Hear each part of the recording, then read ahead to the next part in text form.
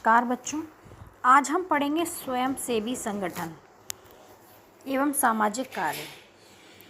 सभी युगों के सभी समाजों में ऐसे लोग रहे हैं जो नकद वस्तु और सेवाओं के रूप में उन लोगों के कल्याण के लिए पूरी चेष्टा से कार्य करते थे जो ज़रूरतमंद, निराश्रय, अक्षम और प्राकृतिक संकटों से शिकार होते थे।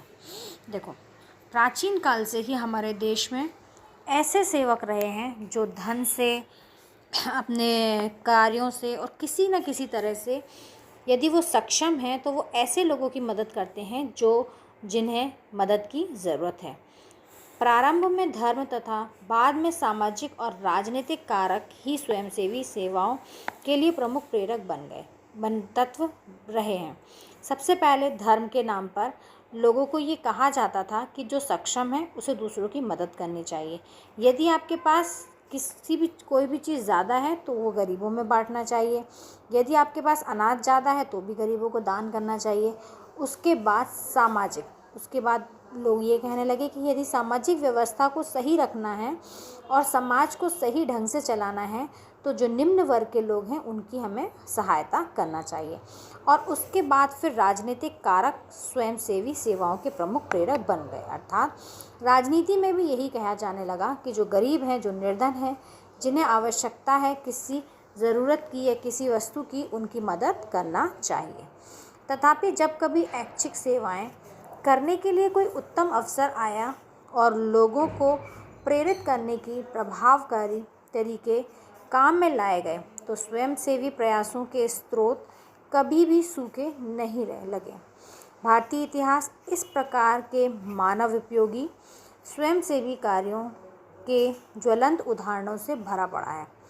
मधुकरी, जहाँ ब्राह्मण बालक स्वयं अपना भरण पोषण विभिन्न घरों से करते थे।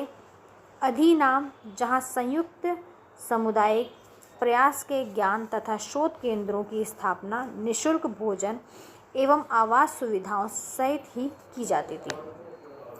यदि हम उदाहरण देखें तो हमारे देश में बहुत सारे ऐसे लोगों ने जन्म लिया है जो स्वयं सेवक रहे हैं, जिन्होंने दूसरों की मदद की है, निःशुल्क भोजन प्रदान किया है आदि।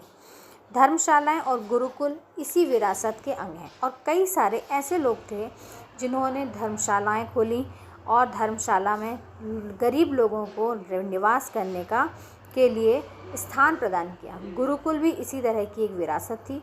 गुरुकुल में बालक जाकर अपनी शिक्षा ग्रहण करते थे और उसके बदले में उन्हें कुछ भी नहीं देना पड़ता था। तथापि प्राचीन समय में समाज कार्य के रूप में ही दान की मान्यता थी और दान की व्यवस्था धर्म द्वारा की जाती थी। अधिक समृद्ध लोगों का ही ये कर्तव्य होता था कि वे ज़रूरतमंद लोगों की सहायता करें और उनकी कठिनाइयों को दूर करें। परंतु इस प्रकार के परंपरागत दृष्टिकोण से रोगी, दुर्बल, आश्रित और बाल अपराधों में संलिप्त लोगों की समस्याओं को दूर करने तथा उनको रोकने संबंधी संगठित कार्यक्रम को प्रोत्साहित नहीं किया जा सकता था। जो लोग एक दूसरे की मदद करते थे और एक दूसरे के काम आते थे, वो एक दूसरे की मदद तो करते थे, लेकिन फिर भी रोगी, दुर्बल और दूसरों पर आश्रित लोग, बाल अपराध, इस तरह की समस्याओं का समाधान नहीं हो सका, जिसके लिए स्वयंसेवी संगठन बनाए गए। स्वयंसेवी संगठन वो संगठन होते हैं जो सरकार के नियमों से अलग होते हैं। सरकारी नियम नहीं होते, गैर सरकारी होते हैं और वो ऐसे लोगों की मदद करते हैं जिन्हें आवश्यकता है। इस तरह के संगठन को हम स्वयंसेवी संगठन या NGOs के नाम से भी जानते हैं। धन्यवाद।